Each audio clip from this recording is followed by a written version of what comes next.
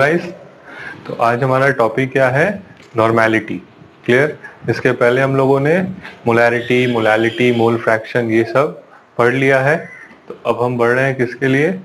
Normality के लिए। और नॉर्मेलिटी जो है ना, ये सबसे ज़्यादा ज़रूरी टॉपिक है। सबसे ज़्यादा ज़रूरी होता है किसी भी क्वेश्चन को बहुत आसानी से सॉल्व करने के लिए। मोल अगर फाइंड कर रहे हैं या मोलैरिटी फाइंड कर रहे हैं ना, तो काफ़ी घूम के जाने वाला तरीका है किसी क्वेश्चन को सॉल्व करना है तो। लेकिन जैसे ही नॉर्मेलिटी की बात होती है और नॉर्मेलिटी में मिली इक्विवेलेंट्स या इक्विवेलेंट्स आ जाता है, तो ये टॉपिक बिल्कुल सीधा बन जाता है कि हाँ, हमारे पास क्वेश्चन है और उसका आंसर हमको बिल्कुल सीधे दिख रहा है, ये आंसर होगा। क्लियर है? तो इसके लिए अब बात करेंगे क्या है नॉर्मेलिटी। कुछ नहीं है, हमारे पास क्या लिखना होता है इसमें? Normality is equal to number of equivalents, number of equivalents of solute divided by volume of solution, volume of solution in litre. हो गया, ठीक है। मोलैरिटी पढ़े थे, मोल पर लीटर था। यहाँ इक्विवेलेंट, ये जो टर्म है ना, इसको शॉर्ट में इक्यू कहेंगे, इक्विवेलेंट पर लीटर। ठीक है, ये आएगा किसके लिए? ये आएगा नॉर्मेलिटी के लिए। क्लियर है? अब आगे बढ़ते हैं। और जैसे ही नॉर्मेलिटी समझ चुके हैं, तो देखते हैं नंबर ऑफ इक्विवेलेंट्स क्या होगा।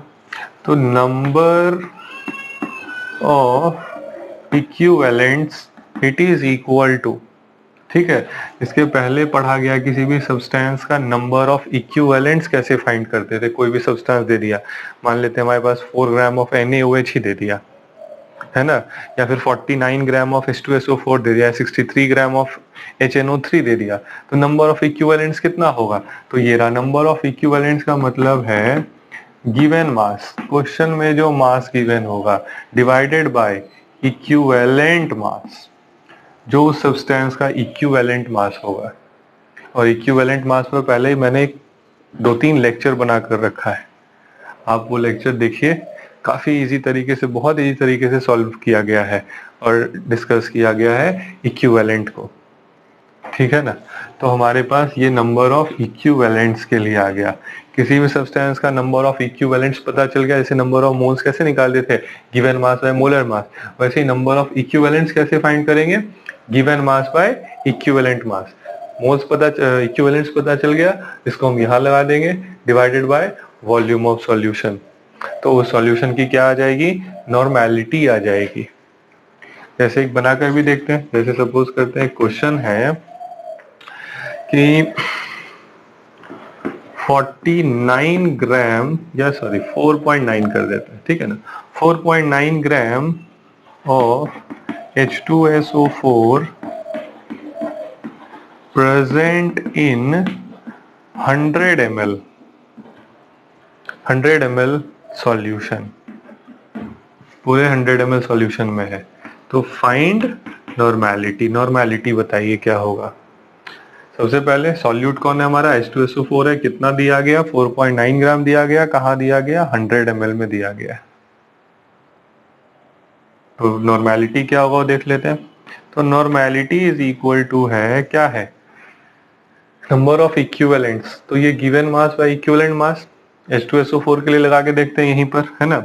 मतलब लिख देते हैं गिवन मास कितना? 4.9, ठीक है।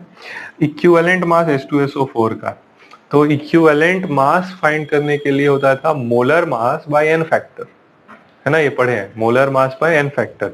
तो अगर मोलर मास H2SO4 का होता है 98, n फैक्टर 2, क्योंकि 2H+ आ रहा है, तो 98/2 49, मतलब 49 इसका क्या आएगा? इक्विवेलेंट मास आएगा H2SO4 का। तो नीचे लगा देते हैं 49। वॉल्यूम है ml में, लीटर में चेंज करने के लिए ऊपर 1000 लगा दिया जाए। बस इसी चीज को सॉल्व करना है। ये 2 0 कैंसिल हो गया, ये आपस में 10 से कैंसिल होता दिख रहा है, और ये 10 10 चला गया। तो अब हम क्या बोलेंगे? इसका नॉर्मेलिटी 1n आएगा। ठीक है, तो ये एक सिंपल सा है इसका क्वेश्चन था, बहुत सिंपल क्वेश्चन था ये। ठीक है, अब आगे बढ़ते हैं क्या है। अब अगर बोला जाए ना कि नॉर्मेलिटी और मोलैरिटी में क्या रिलेशन है, मतलब रिलेशन बिटवीन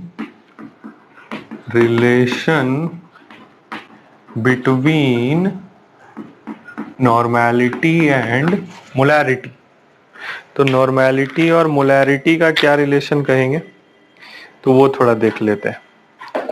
तो सीधे लिखना है कि normality is equal to molarity into n factor. अगर n फैक्टर पता है और किसी सॉल्यूशन का मोलैरिटी गिवन है तो हम क्या फाइंड कर लेंगे, नॉर्मेलिटी फाइंड कर लेंगे। क्लियर है, तो ये पार्ट भी कंप्लीट हो चुका है। मान लेते हैं हमारे पास 2M H2SO4 है, मतलब मोलैरिटी 2 है, तो नॉर्मेलिटी n फैक्टर 2 होता है, इंटू 2 करेंगे नॉर्मेलिटी 4 आ जाएगा। क्लियर, ओके, अब आगे बढ़ा जाए। तो हम रिलेशन बना चुके हैं। इसके पहले मोलैरिटी जब पढ़ रहे थे तो मोलैरिटी इक्वेशन आया था, तो यहां भी नॉर्मेलिटी इक्वेशन आएगा। नॉर्मेलिटी इक्वेशन आएगा। नॉर्मेलिटी इक्वेशन क्या, n1 v1 is equals to n2 v2, बिल्कुल वैसा ही है जैसा मोलैरिटी का था, कोई डिफरेंस नहीं है। अगर आप मोलैरिटी वाले टर्म में समझ गए तो नॉर्मेलिटी वाला में कुछ तो है ही नहीं, सेम चीज काम करना है।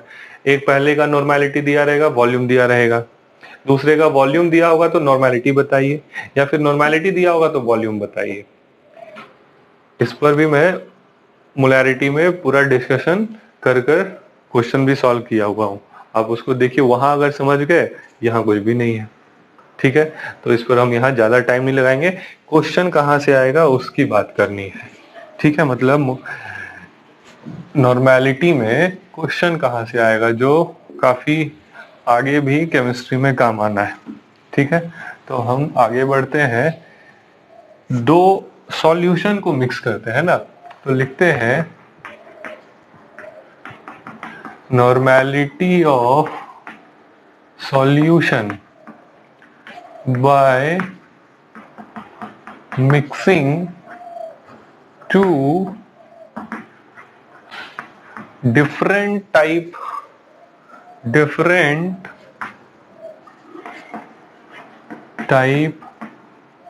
solutions। अब सॉल्यूशन ना दोनों अलग अलग टाइप का होगा, क्या हो सकता है, एसिड बेस सॉल्यूशन होगा।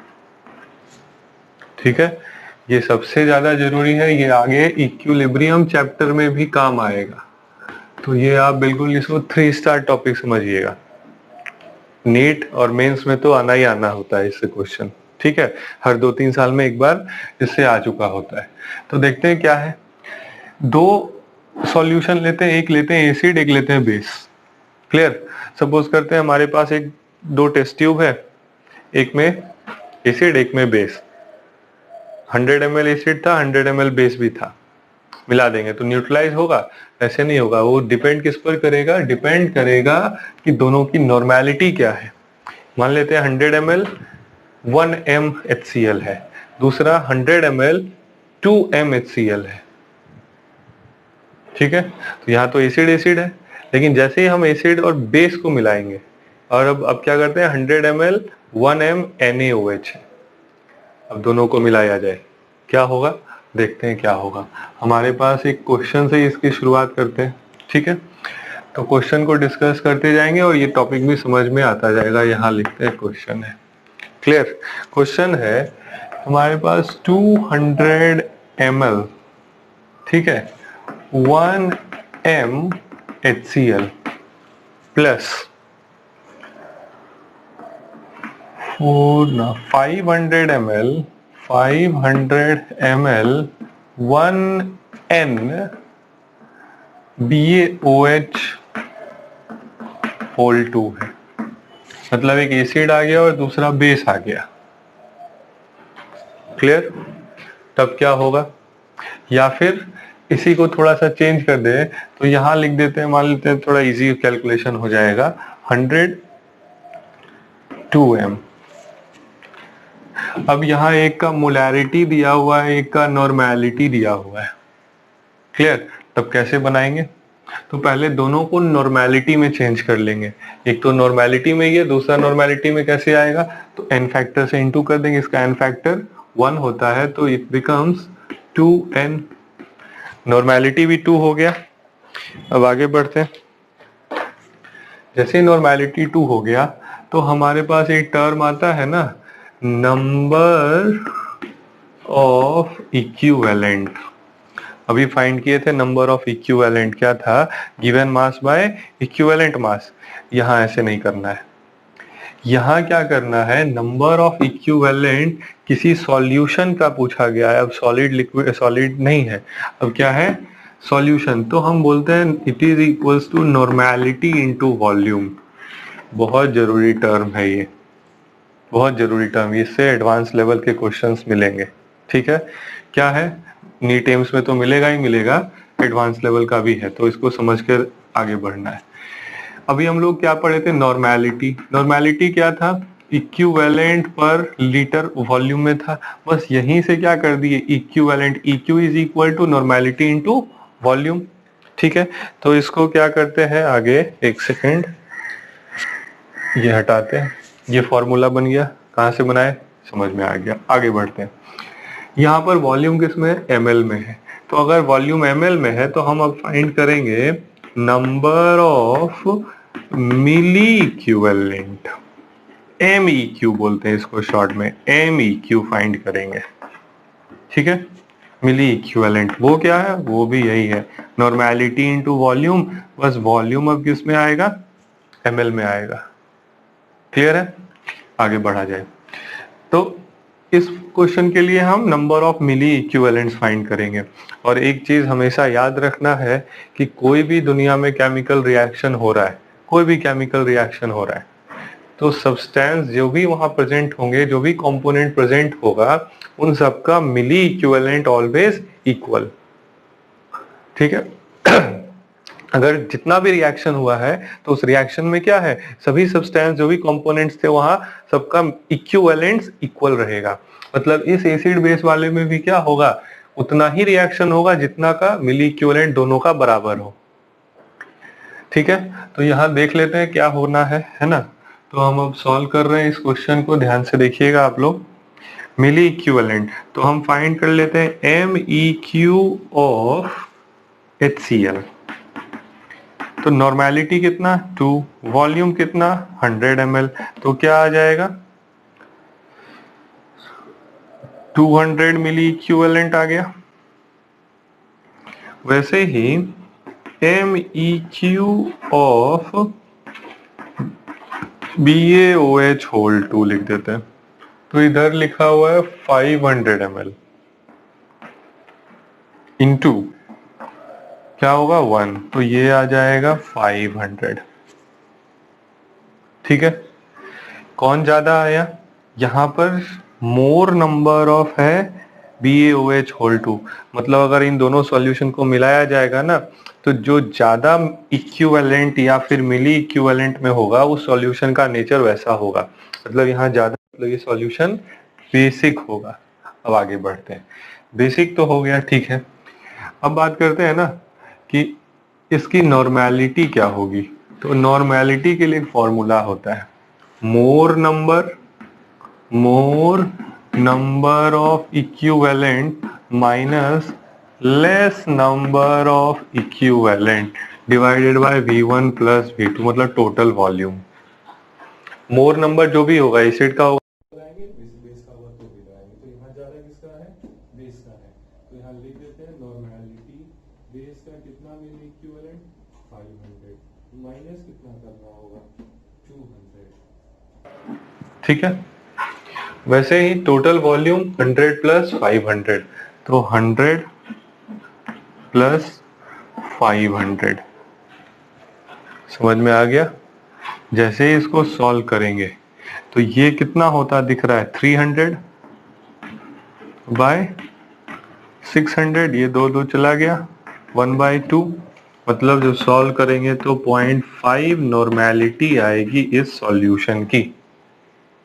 मतलब ये सॉल्यूशन का नॉर्मेलिटी क्या बनेगा, 0.5n बनेगा।